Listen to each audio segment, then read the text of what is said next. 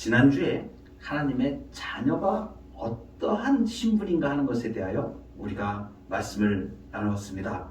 하나님의 자녀는 어떤 신분인가? 하나님의 자녀는 첫째로는 하나님이 만물의 소유주이시기 때문에 그 만물의 소유권을 가지는 사람들이라고 말씀드렸습니다. 이것은 세상이 인정하지 않든 인정하든 인정하지 않든 명백한 사실입니다.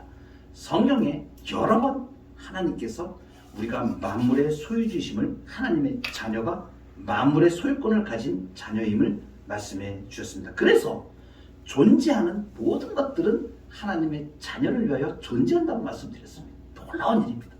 그리고 뿐만 아니라 하나님의 자녀는 이 현세적인 모든 것, 이 땅에 속한 모든 것뿐만이 아니라 영적이며 영원한 은택인 영생을 상속하는 상속자입니다. 현세의 모든 것, 땅의 모든 것도 상속할 뿐더러 영원한 생명을 상속하는 어마어마한 신분입니다. 그래서 성경에 분명하게 만물이 다 너희 것이다. 바울이나 아볼로나 게바나 세계나 생명이나 사망이나 지금 것이나 장래 것이나 다 너희의 것이다. 사도 바울이 고린도전서 3장 22절에 이 말씀하셨어요. 그리고 자녀이면 또한 상속자다 그랬습니다. 곧 하나님의 상속자요 그리스도와 함께한 상속자다. 로마서에서 말씀하신 부분입니다. 하나님의 자녀 세 번째, 자녀로서의 특권을 말씀드렸습니다. 하나님 아버지의 보호를 받는, 아버지가 자녀들을 보호하듯이, 부모가 자녀를 보호하듯이 안전하게 지켜주시고 필요한 것들 먹이시고 육체와 영혼에 필요한 모든 것을 공급해 주시는, 영혼과 육신의 질병을 불쌍히 여겨서 치료해 주시고 신음에 응답하시는 부모님, 친아버지, 우리 하나님 아버지에 대하여 우리가 살펴봤습니다. 이렇게 존귀한 하나님의 자녀가 되는 것은 정말 복된 일인데, 그러면 어떻게 하나님의 자녀가 될 수 있을까요? 이 하나님의 자녀는 어마어마한 특권을 지금 제가 말씀드린 이 엄청난 현세와 내세의 모든 상속권을 다 가진 어마어마한 신분인데, 이 땅에서도 하나님의 엄청난 보호를 받고, 이 하나님의 자녀가 되고 싶지 않다 그러면 이상한 일이죠. 하나님의 자녀가 되는 것은 그러면 어떻게 되는 것인가? 오늘 본문에서 말씀하시는 하나님의 자녀가 되는 일에 대하여 잘못 생각하고 있는 사람들이 있습니다. 이것을 먼저 우리가 살펴보도록 하겠습니다. 오늘 본문 말씀해 보니까 13절에 이렇게 말씀하십니다. 혈통으로나 육정으로나 사람의 뜻으로 나지 아니하였다. 아멘. 이 중에 혈통으로 나지 아니하였다는 말씀에 주목하시기 바랍니다. 혈통으로 하나님의 자녀가 되지 않는다는 것이에요. 그러면 혈통으로 자녀가 된다고 믿는 사람들이 있었다는 얘기입니다. 누구입니까? 유대인들입니다. 유대인들은 자기들이 유대인 태생이기 때문에 하나님의 자녀, 하나님과 바른 관계에 있다고 생각한 사람들입니다. 그런데 오늘 그 유대인들의 생각에 정면으로 지금 사도 요한이 혈통으로 하나님의 자녀가 되는 게 아니라고 지금 말씀하십니다. 이 사람들은 어떻게 해서 자기들이 혈통으로 하나님의 자녀가 된다고 생각했을까요? 이렇습니다. 이들은 누구나 다 자기 조상, 우리는 아브라함의 자손이다, 이런 것을 자랑스럽게 여깁니다. 이 아브라함이 누구길래 이렇게 이 사람들이 생각할까요? 아브라함의 자손이기 때문에 우리는 자동적으로 하나님의 자녀가 된 사람들이야, 이렇게 생각하는 사람들이었다는 얘기죠. 무엇이 잘못되었을까? 아브라함은 어떤 사람이었습니까? 하나님의 약속을 받은 사람입니다. 우리가 잘 아는 바대로 창세기 12장에 나오는데, 하나님께서 한 민족을 택하셔서 이제 한 사람을 택하시고 그로부터 일어난 민족을 택하셔서 하나님의 구원 역사를 하시기로 진행하시기로 하셨습니다. 그리고 그 한 사람 아브라함을 저 하나님 땅에서 불러내셔가지고 내가 내게 지시할 땅으로 가라 이렇게 하셔가지고 하나님께서 약속을 주십니다. 언약이라고 얘기합니다. 아브라함과 세운 언약입니다. 땅에 약속을 하셨고 자손의 약속을 하셨고 복의 약속을 하셨습니다. 그러나 이 언약을 받은 아브라함이 유대인들에게는 혈통적으로 조상인 것이에요. 그래서 이 유대인들은 생각하기를 그냥 자연히 우리는 아브라함의 혈통을, 그 언약을 받은 그 후손이니까 우리는 자연히 그냥 하나님의 자녀가 되는 거야, 이렇게 생각했다는 것입니다. 그런데 오늘 사도 요한은 혈통으로 하나님의 자녀가 되지 못한다고 말씀하십니다. 하나님께서 죄에 빠진 사람들을 구원하시기 위하여 이 구속 역사에 한 인물을 택하시고 하나님 자신을 드러내기를 원하셨죠. 그래서 이 하나님께서는 아브라함을 부르시고 많은 선지자들을 세워서 하나님의 뜻을 알려주시고 하나님이 어떤 분인지를 계속하여 계시해 오셨습니다. 그런데 그 계시된 내용이 그럼 무엇인가? 이것이 구약 성경입니다. 그러니까 유대인들은 구약 성경을 믿어요. 그런데 문제는 뭐냐면 이 이스라엘 사람들은 이렇게 특별한 지식을 받았음에도 이것을 자기 민족만을 위한 말씀으로 생각하였고 사유화했습니다. 그래서 결국 하나님의 뜻을 오해하고 말았습니다. 그래서 이스라엘 백성들이 지금 믿는 유대교라는 것은 어떠한 것이냐면 하나님을 사랑하고 하나님과 인격적인 관계를 통하여서 하나님의 뜻으로 구원받는 게 아니고, 이 사람들은 자기들이 인위적으로 자신의 노력으로 율법을 지켜야만 구원받는다고 하는 소위 말하는 율법주의로 치중되게 되었습니다. 하나님의 말씀을 변질시켜버린 것이에요. 그래서 이들은 하나님의 자녀가 되지 못한, 유대교에서 주장하고 있는 바가 바로 이것입니다. 율법을 지켜야만 구원을 받는다. 하나님의 뜻은 그게 아니었거든요. 아멘. 하나님을 인격적으로 알고 그분을 사랑하고 아멘. 그분과 더불어 교제하는 이것이 가장 중요한 것인데, 그것은 놔두고 명시적으로 되어진 사람의 노력으로 율법을 지켜서 구원받는다고 하는 잘못된 길로 나아가게 되었습니다. 그들은 수없이 많이 하나님을 오해하고 그리고 반역하고 배신하고, 그럼에도 불구하고 하나님께서는 그들을 구하시고자 끝까지 놓지 않으시고 결국 하나님이 직접 인간의 몸을 입고 이 땅에 오시게 되었습니다. 이스라엘에서 약 2000년 전에 탄생하신 예수 그리스도가 바로 그분입니다. 나세렛 예수세요. 정작 혈통으로는 아브라함의 자손이라고 자랑하는 유대인들은 이 하나님의 아들이 오심조차도 모르고 그 예수 그리스도를 영접하지 아니합니다. 그가 세상에 계셨으며 세상은 그로 말미암아 지은 바 되었으되 세상이 그를 알지 못하였고 자기 땅에 오매 자기 백성이 영접하지 아니하여. 오늘 본문에서 사도 요한이 말씀하시는 것은 하나님의 자녀가 되는 데 있어 가지고 혈통으로 하나님의 자녀가 되지 못한다고 지금 말씀하시는 것이에요. 이것은 무엇을 말하는가? 어떤 사람도, 이 지구상의 어떠한 사람도 어떤 세상의 중요한 사람들과 가진 관계를 기초해 가지고 혈통으로 하나님의 자녀가 되지 못한다는 사실입니다. 기독교 국가에 태어났다고 하나님의 자녀가 되는 게 아니에요. 부모님이 그리스도인이라 그래서 당연히 하나님의 자녀가 되는 게 아닙니다.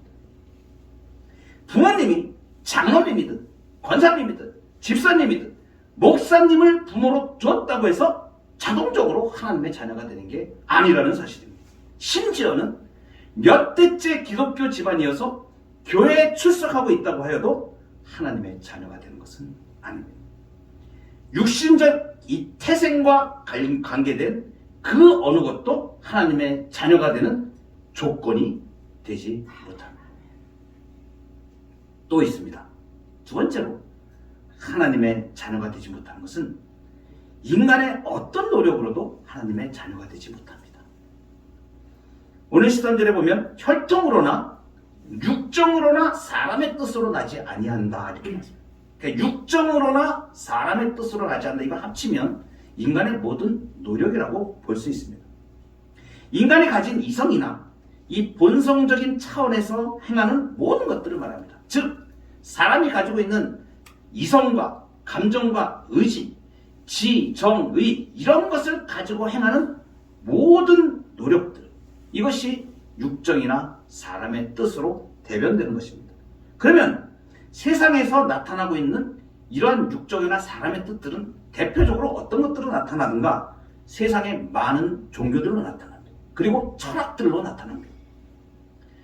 세상에 많은 종교들은 모두가 다 구원의 길을 어떤 쪽으로 생각하느냐면 공로로 얻는다고 생각합니다. 사람의 노력으로 무엇인가를 행하여야 구원을 받는다고 하는, 무슨 어떤 이 인격적으로 소통하는 유일하신 하나님을 부인하면서도 추상적으로 절대 선한 어떤 진리가 있다라고 가정하는 그런 종교들도 있습니다. 어떤 신을 믿는다고 하는 그러한 종교들도 있습니다. 그러나 한결같이 이러한 세상의 종교들과 인간의 사람의 뜻으로 나가는 이런 것들은 전부 다 무엇이냐면 사람 편에서 무엇인가 노력을 해서 그 진리에 도달할 수 있다. 또 하나님의 자녀가 될 수 있다. 이렇게 생각하는 사람들인 것입니다. 이 모든 종교들은 거의 언제나 다 인간의 행위에 초점을 두고 있습니다. 인간이 자기 자신의 구원자가 된다고 믿는 것이에요. 그래서 이것을 자격 구원이라고 얘기합니다. 인간이 자기의 노력과 행위로 구원을 받는다고 하는 생각들입니다. 불교는 어떠합니까? 불교에서 말하는 구원이 무엇입니까? 불교에서 말하는 구원은 이 사람들은 비참함이 인생 자체에 있기 때문에 오로지 존재에 대한 욕구를 줄이는 것이라고 말합니다. 이것이 진리에 도달한다고 보는 것이에요. 그래서 욕심을 없애야 된다. 이 욕심을 없애기 위해서 뭘 합니까? 수행을 합니다. 그래서 이 수행을 통해서 외부 세계로부터 자기 자신으로 되돌아올 때에 이 욕구가 점점 무뎌져서 소멸되어진다. 그래서 팔정도라는 것이 있는데 팔정도를 통해서 욕구를 없애버리면 해탈의 경지에 이른다. 이렇게 불교에서는 말합니다. 여러분, 우리가 어떨 때는 고요한 절간에서 둥둥 종소리가 울리면서 거룩한 모습을 이렇게 수행하는 이러한 사람들을 보면 저게 뭐가 있나? 이렇게 생각이 들 때도 있습니다. 사람들이 볼 때는 그렇게 무언가 고상해 보이고 아주 정성이 있는 것처럼 보여요. 그렇지만 정작 가장 중요한 문제는 무엇입니까? 이 죄인은 인간은 누구도 자기 자신의 죄를 해결할 수 없다는 사실이에요. 평생을 고행을 해도 그 죄의 문제는 해결되지 못합니다. 아멘. 이슬람교는 어떤지 아십니까? 이슬람교는 이들이 구원을 어떻게 생각하냐면 불신자들이 직면하고 있는 지옥의 고통에서부터 해방되는 것, 이것이 구원이라고 생각합니다. 물론 죄에 대한 구원도 약간 인식하기는 합니다. 그런데 기본적으로는 뭐냐면 하나님과의 통일성하고 무함마드라고 하는 그 선지자를 믿고 종교적인 의무를 이들이 주어졌는데 기도하는 것, 자선하는 것, 금식하는 것, 순례를 통해서 죄가 사해진다고 보는 것이에요. 그것도 인간의 노력을 통해서 죄가 없앨 수 있다고 보는 입장인 것입니다. 이들도 이것은 구원이 하나님의 선물이 아니라 인간 자신의 행위인 것입니다. 인간 자신의 행위로는 죄의 문제를 해결할 수 없습니다. 아멘. 우리 인간 역사, 인류 역사에 있어서 지금까지 온 모든 철학들, 이 철학적 체계들의 근본적인 사고도 지금 이런 종교들과 유사합니다. 자기들의 노력으로 절대 선에 이를 수 있다라고 보는 생각들입니다. 구원의 유일한 길은 미덕의 길이라고 보통 철학에서는 다들 얘기합니다. 이것을 갖다가 도덕적인 자기 완성이라고 얘기해요. 그러니까 철학을 하는 사람들은 도를 통해서 이 자기 완성을 향해서 나가는 겁니다. 노동을 통해서든지 금욕적인 어떤 자기 부인을 통해서든지 또는 신비적인 어떤 명상을 통해서든지 이렇게 도덕적인 자기 완성을 추구해가는 것들이 모든 철학 사조들입니다. 자신의 모든 정력을 다해서 위로 오르려고 씨름하고 자기 자신의 구원을 애써 성취하려고 하는 것, 이것은 항상 이 철학에 있어서도 이 노력은 인간 행위에 의존하는 것들입니다. 성경은 어떻게 말씀하십니까? 이러한 구도 과정으로는 인간이 하나님의 진리에 다다를 수 없다고 결론합니다. 하나님의 자녀가 되지 못한다고 합니다. 왜 그런가? 모든 사람이 죄를 범하였기 때문에, 모든 사람이 죄를 범하였음에 하나님의 영광에 이르지 못하더니. 그래서 오늘 본문 말씀의 13절에 육정으로나 사람의 뜻으로 되지 아니하고 이렇게 말씀하신 것입니다. 그러면 이렇게 하나님의 자녀가 되지 못하면 혈통으로도 안 되고 육정으로도 안 되고 사람의 뜻으로도 안 되고 사람이 어떻게 간절히 원한다고 되는 것도 아니고 무엇으로 그러면 하나님의 자녀가 되는 것인가? 그것은 예수 그리스도를 믿음으로만 하나님의 자녀가 됩니다. 아멘. 예수 그리스도를 믿음으로만 하나님의 자녀가 됩니다. 그래서 오늘 1장 12절에 영접하는 자, 곧 그 이름을 믿는 자들에게는 하나님의 자녀가 되는 권세를 주셨다고 말씀하십니다. 이것은 무엇을 말하는? 기본적으로 우리가 하나님의 자녀가 되는 길을 사람 편에서 만든 것이 아니라 하나님이 만들어 주셨다는 것입니다. 아멘. 아멘.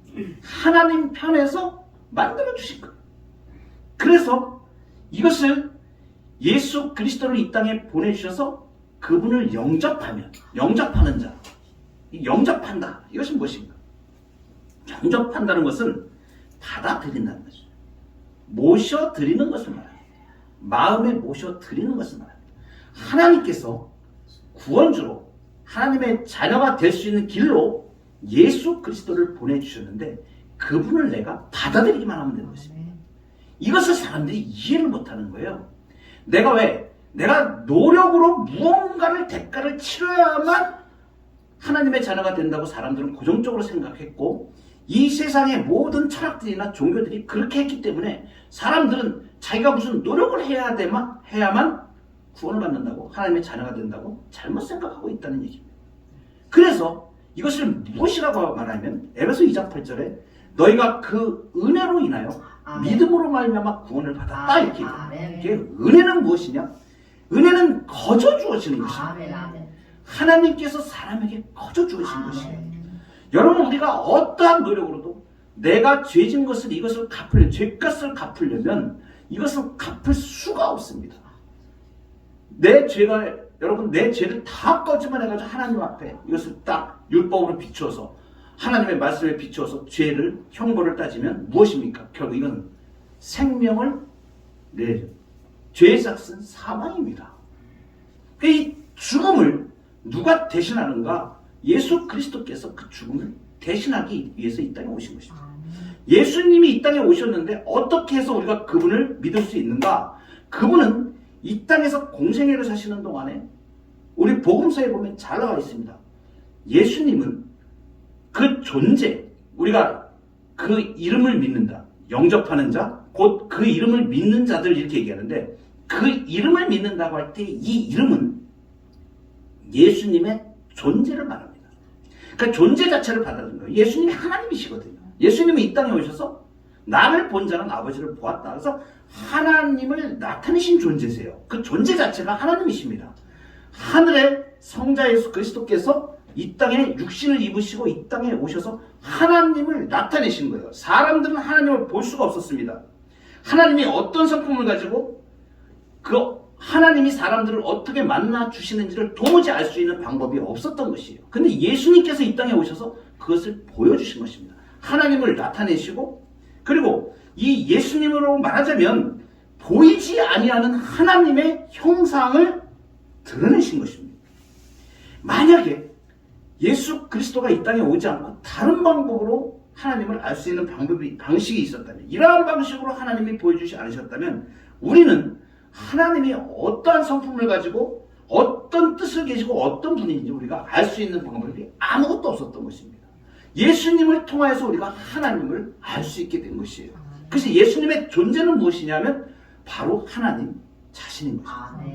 이분을 받아들이는 거예요. 하나님을 받아들이는 겁니다. 내 마음에 영접하는 것을 말해요. 그래서 인간이 이해할 수 있게 사람들이 하나님을 알지를 못하고 이해를 못하는데 예수 그리스도를 육신을 입으신 인간의 몸을 입으신 예수 그리스도를 통하여 알게 해주신 거예요. 인간의 눈높이로. 그리고 예수님이 이 땅에서 그럼 무슨 일을 하셨는가? 성경을 통해서 우리가 자세히 알 수 있는데, 이 땅에 오셔서 가장 중요하게 이 땅에 오신 일이 무엇이에요? 죽기 위해서 오신 것입니다. 그것은 인간의 죄의 문제를 대속하시기 위해 오신 거예요. 그러니까 각 복음서에서 그 분량으로 보면 한 40%가 넘는 분량이 전부 다 예수님이 이 땅에서 사역을 하시다가 마지막에 일주일에 십자가를 골고다에 가셔서 인간의 죄를 대속하시고, 우리의 죄를 대속하시고 죽으시는 죽음의 사건에 초점을 맞추고 있습니다. 이 죽음을 한마디로 요약하면 하나님을 등지고 하나님을 배반하고 자기 중심주의로 자기가 하나님보다 교만하게 되어서 살아가는 우리 죄에 대한 모든 대가를 예수님 자신이 지신 것입니다.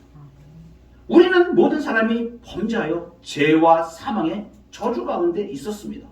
이런 죄에 빠진 인간을 구원하기 위해서 예수님이 오셨고 십자가에 죽으셨습니다. 우리를 살리기 위해서입니다. 십자가 대속으로 그분이 죽으시고 대신 죽을 우리를 대신하셔서 죄를 사해 주시고 우리를 살려주신 것입니다. 참된 생명을 우리에게 주신 것이죠. 동시에 예수님은 사흘 만에 무덤에서 부활하셨습니다. 생명의 주로 부활하셔서 사망 권세를 깨뜨리시고 지금 살아계심을 말합니다. 아멘. 예수님이 부활하셨다는 사실은 무엇을 말하냐면 지금 살아계신다는 것을 말합니다. 아멘. 지금 예수 그리스도를 영접하는 자들의 마음속에 살아서 역사하신다는 사실을 말합니다. 아멘.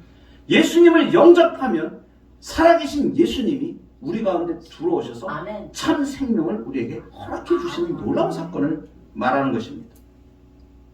오늘 본문은 우리 인생이 모든 죄에서 사함받고 하나님의 자녀가 되는 길을 강력하게 제시해 주십니다. 영접하는 자, 곧 그 이름을 믿는 자들에게는 하나님의 자녀가 되는 권세를 주셨다. 아멘. 영접하는데 아주 중요한 사실이 있습니다. 예수님을 받아들이고 모셔드리는 것, 이 구체적인 행동이 필요합니다. 이것을 꼭 명심하시기 바랍니다. 네가 만일 네 입으로 예수를 주로 시인하며 아멘. 또 하나님께서 그를 죽은 자 가운데서 살리신 것을 네 마음에 믿으면 아멘. 구원을 얻으리라. 할렐루야.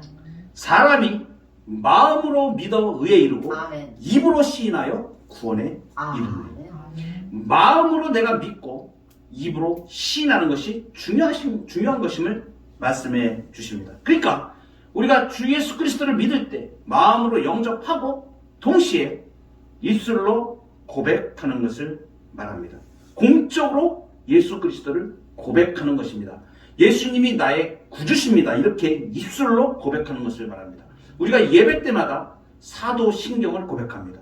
예수 그리스도를 고백합니다. 나의 주로 고백합니다. 이러한 고백이 우리 예배 가운데 있는 것이 무엇이냐면, 성도는 이 믿음과 고백이 한 번만 있는 게 아니라 우리의 삶 속에서 주는 그리스도시요 살아계신 하나님이십니다라는 고백으로 우리가 계속하여 나가는 것을 말합니다. 입술로 고백하는 것이 이렇게 비유됩니다. 아기가 엄마 뱃속에서 태어나면 입을 열지 않고 울음을 울지 않으면 어떻게 된 겁니까? 죽은 겁니다. 숨을 안 쉬는 거예요. 그런데 그 아이가 생명이 있다는 것은 예수 그리스도를 영접하였을 때 이 아이가 꽝 하고 울듯이 예수님 나의 구주십니다 이렇게 고백하는 거예요. 입술로. 그래서 입술로 고백하는 것, 공적으로 고백하는 것이 매우 중요합니다. 아직도 입술로 고백하지 못하신 분들은 예수님을 구주로 공적으로 고백하시기 바랍니다. 목사님 앞에서든지 세례받기 전이든지 또 성도들 앞에 공적으로 기회가 있을 때 또 예배 가운데 예수 그리스도가 나의 주심을 고백합니다. 마음으로 믿고 입술로 고백할 때에 예수 그리스도의 능력이 나타나고 그분의 생명이 우리에게 오게 됩니다. 여기서 믿는 자들이라고 표현합니다. 그 이름을 믿는 자들에게는 이렇게 표현되는데, 이 믿는이라는 이 원문을 보면 이 믿는 자들 하는데 이 믿는이 분사형으로 되어 있다고 합니다. 이건 뭐냐면 현재 진행형으로 되어 있는 거예요.